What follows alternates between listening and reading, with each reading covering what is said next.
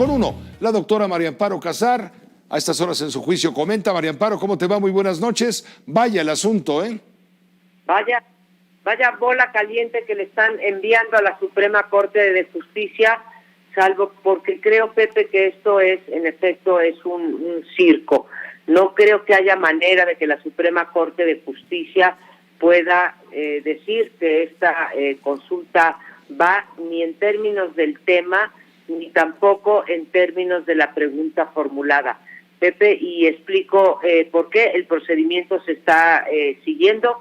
En efecto, tiene la facultad de declarar si es constitucional o no lo que quiere someterse a consulta.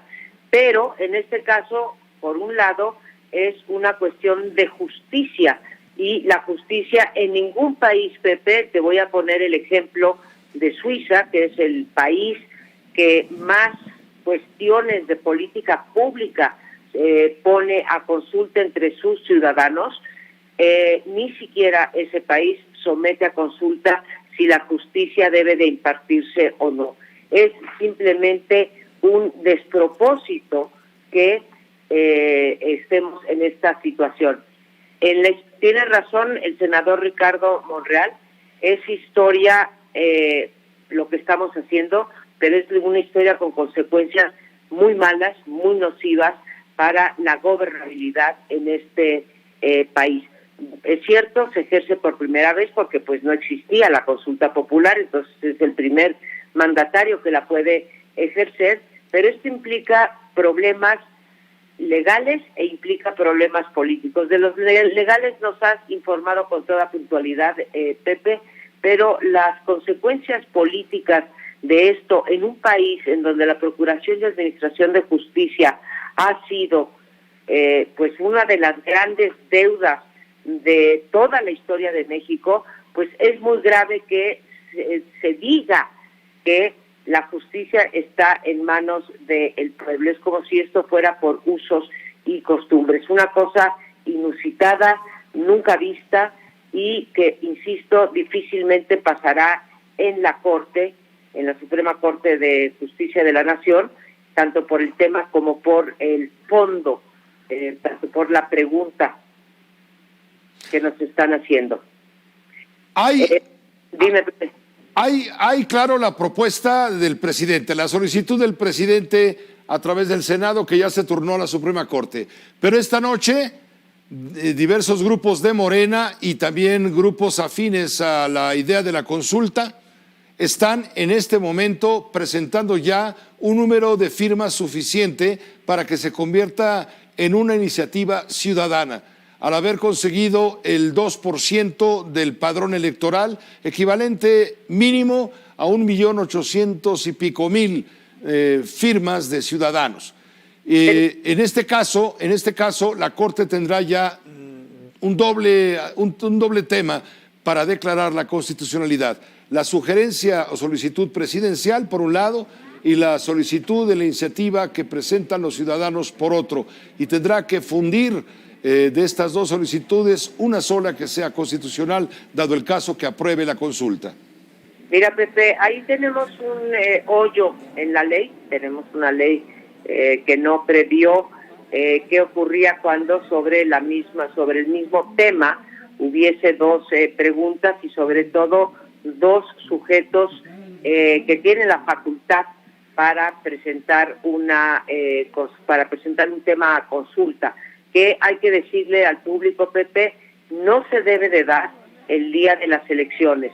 Cuando se pasó la reforma constitucional quedó clarísimo que esto, bueno, está inscrito en el artículo constitucional correspondiente, que deberá de ser en agosto.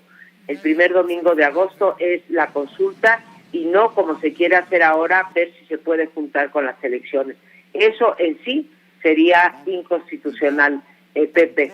Y con respecto a las dos preguntas que estarán, yo supongo, fraseadas de manera distinta, pues tendrá que ver ahí la Corte, porque si una es legal, la otra también, en términos del tema. En términos de las preguntas dependerá de la redacción y veremos qué ocurre. El presidente creo que podría retirar la suya o Morena la suya. Es una cosa curiosa que ayer faltaran 800,000 firmas y en menos de 24 horas se hubiesen juntado estas firmas. Corresponde, a diferencia de con la iniciativa del presidente, corresponderá al INE contar que esas firmas todas sean válidas y estén respaldadas por una credencial de elector. Y aquí viene otro problema político, Pepe. Si llegara a decir que las firmas pues no son, no tienen el respaldo de ley que se requiere para poderlas validar, va a haber borlote en este país, como va a haber borlote también con la organización y con el uso de tiempos para poder poner las posiciones en favor y en contra de que se lleve eventualmente a juicio. Hay delitos que están prescritos, hay otros que no están prescritos, hay otros que no se configuran. El hecho de haber concentrado la riqueza a mí me parece muy mal y creo que es una de las razones por las cuales perdió la oposición el poder, el PRI o el PAN, que eran los otros, los que venían debajo de Morena, sí. Pero pues no es un delito. A mí me parece una barbaridad la concentración de la riqueza en este país y concuerdo con el objetivo de López Obrador de pasar a un país mucho más igual, pero no está configurada como delito. Por eso te digo que todo es circo. El presidente dice, yo no soy vengativo, yo propongo una política de punto final, yo votaría en contra en la consulta y sin embargo aquí va la consulta.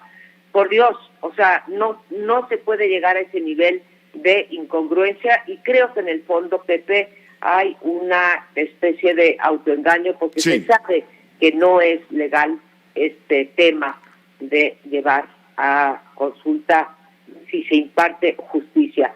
No creo que la Suprema Corte le pueda ordenar al fiscal que investigue y castigue, que sería la autoridad competente, por presunta comisión de delitos, sí.